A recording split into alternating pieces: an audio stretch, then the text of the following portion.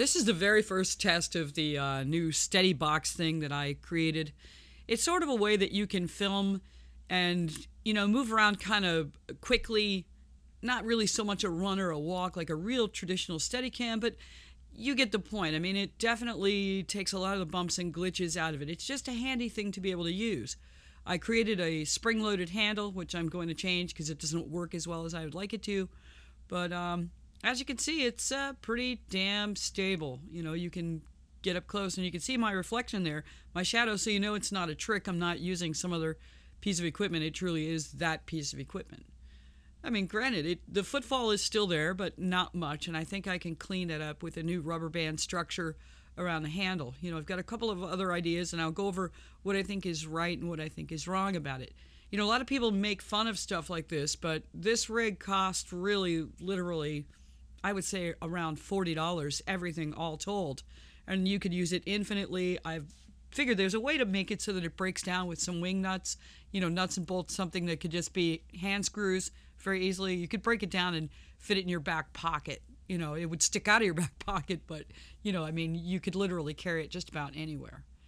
Anyway, the idea is off of the trapeze of a microphone. By using the rubber bands in all different directions, you're suspending it, and the impact really is nil. And when I did it this way with a thinner surround and the box in the center, it really trued it up. That seems to be the characteristic flaw with this one, is that it now jostles. I added those feet to it so that I could add the suspension, going inwards to stop the jostling, and it helped a lot. I used Velcro for the mount, pop rivets, and a rivet gun, just 1/8 inch. And with the Velcro on the pad, with the Velcro mount that I already have for my camera, it's easy on, easy off, no screws. So you don't have to hassle with the gap. I selected square aluminum tubing just because it was readily available. It was extremely cheap.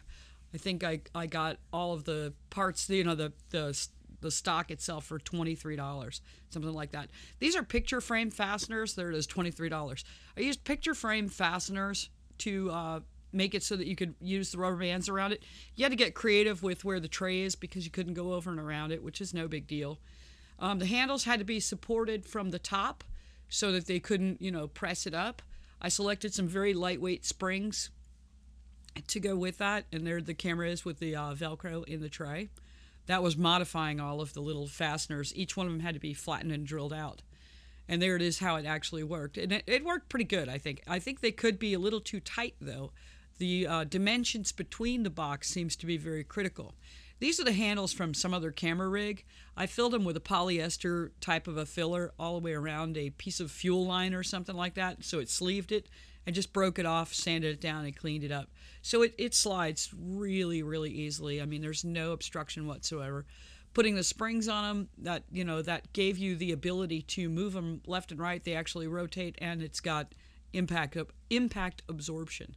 Here it is really starting to go together. This was selecting the little rubber feet to suspend it in the tray and catch everything from the lower half. I used picture frame fasteners again.